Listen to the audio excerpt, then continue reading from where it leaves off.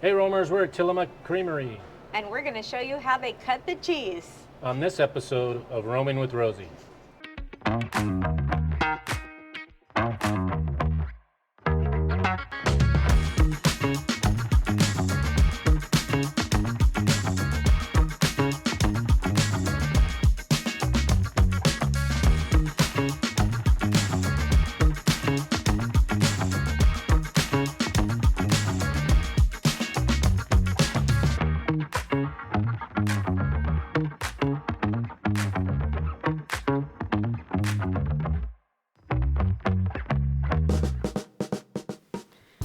We didn't have enough time in Newport to visit everything we wanted to, so we'll definitely keep it on our list of places we want to visit again.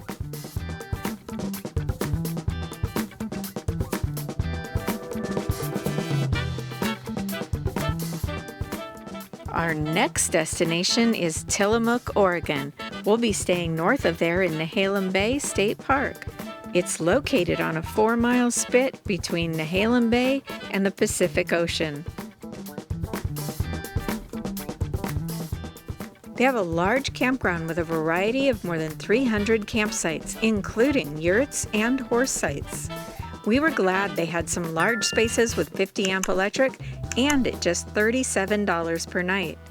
As of the date of this video, June 2025, the website states that the campground is closed through July of 2025 for an upgrade project. We've been traveling with cousins Greg and Marianne and their dog Sadie during this leg of our Oregon trip.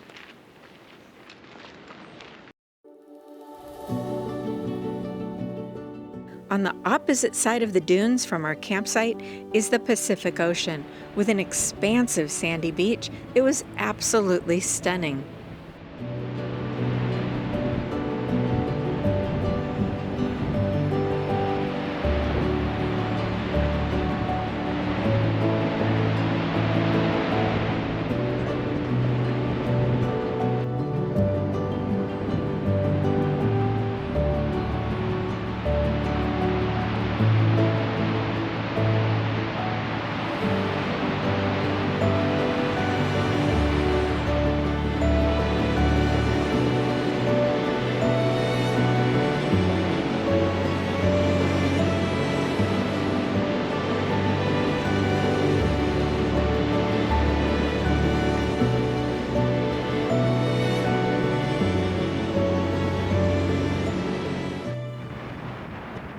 We set off on what is called the Three Capes Scenic Loop.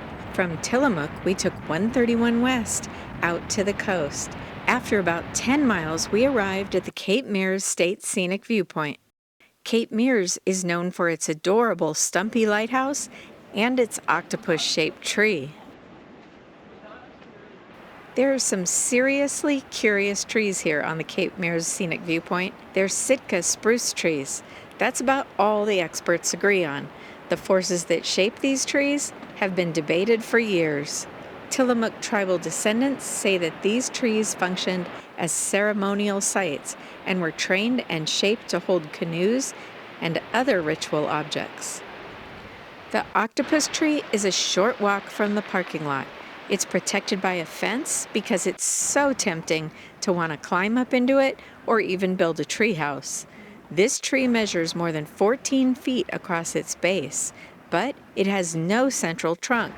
It's 105 feet tall and estimated to be at least 250 years old.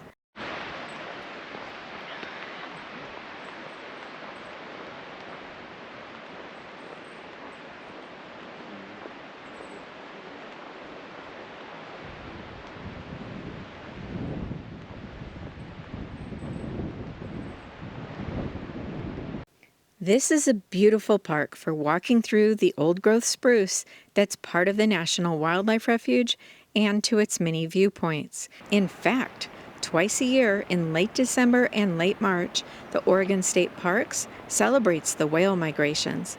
The program places volunteers at 15 whale watching sites in the winter and spring, and Cape Meares is one of those sites. Volunteers help visitors see and learn about migrating and resident gray whales. You can also spot sea lions, dolphins, and migrating as well as nesting seabirds from these viewpoints. We came for the lighthouse, but all of this was an unexpected bonus. The walk down to the lighthouse is very accessible, so much so that they had to put posts up so people wouldn't try to drive down here. But it's kind of cool that we can see. That's the light in front of those people. And maybe it is a very romantic walk down to there. This is the reality here. Everything eats something.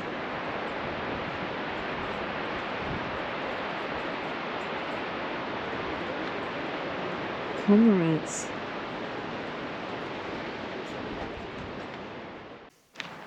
The Cape Meares Lighthouse, built in 1889, could be described as a stumpy but adorable structure. In fact, standing at just 38 feet tall, it is the shortest on the U.S. Pacific coast. It's small but mighty. Due to its location of Cape Meares, the beam reached 21 miles out to sea. And because the cliff it stands on is over 200 feet above the sea, its light is actually the second tallest on the Oregon coast. When it was in operation, you could take one finger. It's 38 feet because on a cape, 217 feet above the ocean. That makes the height of the light about 250 feet, which is just right for sitting out to sea. This is tied for the second tallest from the light to the water of the 9 lighthouses, for the second tallest, because they're all within a few feet of each other. This lighthouse first lit January 1 of 1890. That lens was made in Paris. It was shipped around Cape Horn and up the west coast to Cape Meares, then hauled 217 feet up the cliff by a wooden crane built from local timber. Once they had it complete and working, they tore it all apart, crated it up, shipped it here, where it was brought up on wagons and reassembled here on the Cape. Of course, they had to mark all the parts to get it back where it was hand fitted originally, because it's a very precision engineered piece of equipment, and it only went together one way. We slowly lowered, this would rotate like they have to the clock. Take 4 minutes for rotation, and go 2.5 hours on a wind. So every 2.5 hours, you have to come up here, and there'd be a little hand crane, wind the weight back up, and then go another 2.5 hours. There were 3 lighthouse keepers that lived here full time to take care of the lighthouse. Most of their work was during the day. The lighthouse was decommissioned in 1963 and stood vacant. Because no one watched over the vacant property, hippies lived in the keepers' dwellings, and 4 of the bullseyes from the lens were stolen by vandals. Nearly 20 years later, news articles pleaded with the public, and eventually all were found. In 2010, the restored lighthouse was again vandalized. Someone drove down the maintenance road and fired numerous shots, damaging windows and the antique lens. Damage was estimated at over $500,000. If you do want to tour this lighthouse, the season runs from May through September, and availability of volunteers.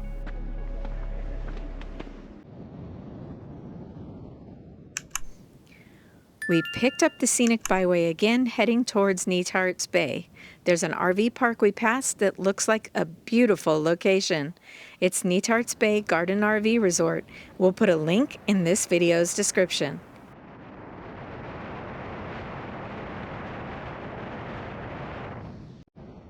Because we've made the desert Southwest our home for the last 30 years, being able to dine on fresh, locally caught seafood while enjoying a sea breeze and views of a beautiful bay is a big treat to us. When the food served stands up to the magnificent scenery, that's a win-win for sure.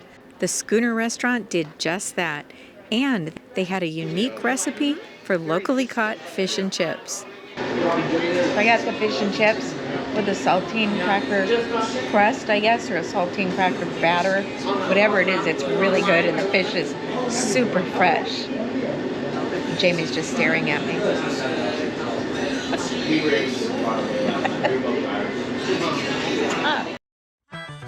Because the day was going so fast, we decided to head back to Tillamook without finishing our drive, so we'd have time to visit the Tillamook Creamery. The name Tillamook is synonymous with cheese, ice cream, and other dairy products on the West Coast and much of the rest of the United States. Many don't realize that Tillamook is actually a place in Oregon's Central Coast, and the Tillamook brand is part of the multi-farmer-owned co-op, the Tillamook County Creamery Association. It began with 4 families and through the generations now has 110 dairy farming families as part of its cooperative. Driving through Tillamook, black and white dairy cows in lush green pastures are a common sight. There's about 12 dairy farms located in Tillamook that supply milk for the co-op. Many are family-owned, going back multiple generations. How did Tillamook come to be such a cheesy place? Butter they produce had to travel by this boat up to the Columbia River and down to Portland. The Morning Star is memorialized as part of the Tillamook cheese logo. The Tillamook Cheese Factory was started in 1893, and more cows were brought here to meet the demand in Portland. The original factory at this location opened in 1949 and became a stopover for travelers along Highway 101. Over 1 million visitors each year come to watch them cut the cheese and sample some of the flavors.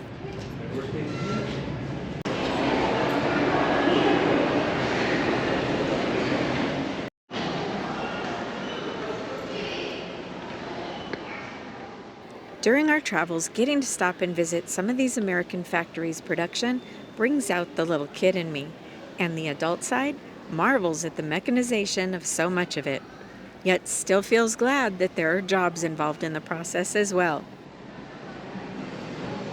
Now been replaced by a machine. A machine is the cheddar master.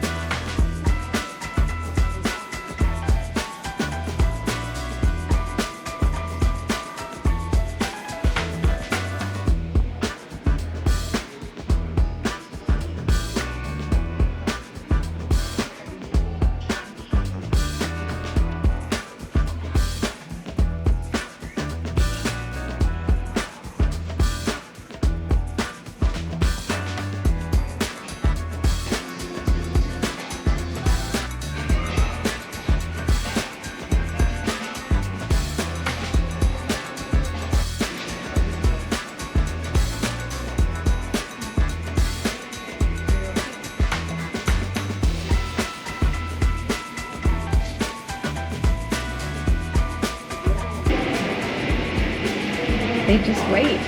And that lady just straightens the cheese. What are you? I'm a cheese straightener.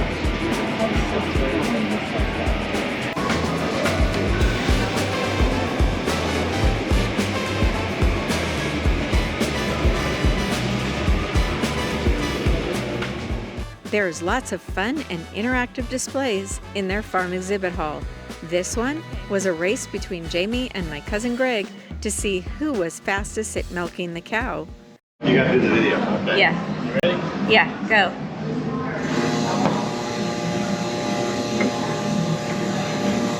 Sprayed it off, cleaning them with his hands, loading the suckers. And he had 10 seconds left of 21 seconds. How do you feel about yourself? All right.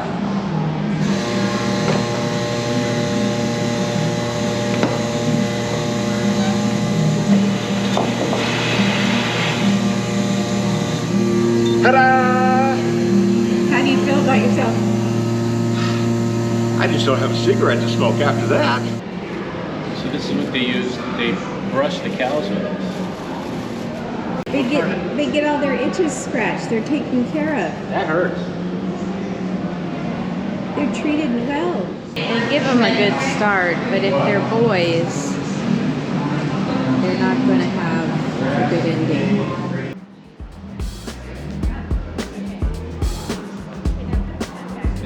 crazy guy talking to that statue of a cow.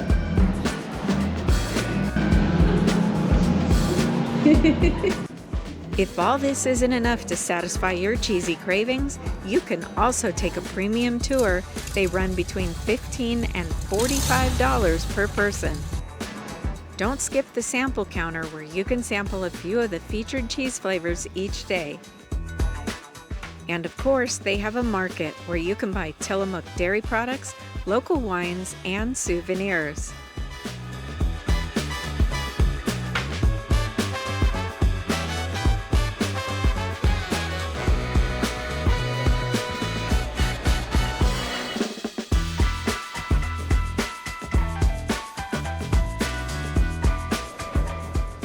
The dining area here specializes in food made with Tillamook Creamery products, of course. Fried cheese curds, mac and cheese, grilled cheese sandwiches, and pizzas. And for dessert, they have an ice cream counter with over 30 flavors. Tillamook Factory was really fun, but oh my God, I walked out the door. If you've ever stood in the middle of a pile of manure, like, you know, a Bandini Mountain, that's what it smells like right now.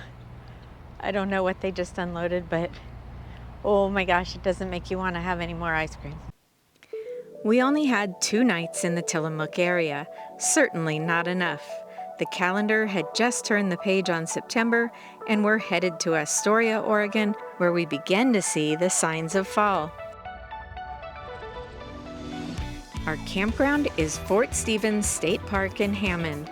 We had a very large campsite tucked into nature, which is amazing considering that there are almost 500 sites here, plus deluxe cabins and yurts. And it felt every bit like October along Oregon's north coast. The 4,300-acre Fort Stevens State Park is a destination on its own.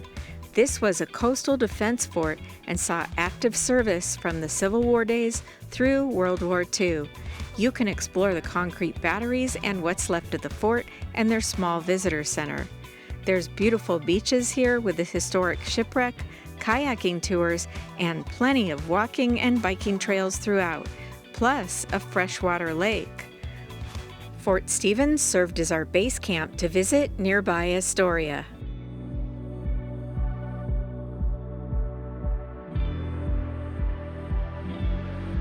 Fort Clatsop, and even a stop at Cape Disappointment across the bridge in Washington State. And we're going to show you all of that on our upcoming travel episodes here on Roaming with Rosie. We'll see you at the next stop. Thanks for watching and supporting Roaming with Rosie. And we hope you found this video helpful and really appreciate it if you'd share it with your friends and family on social media.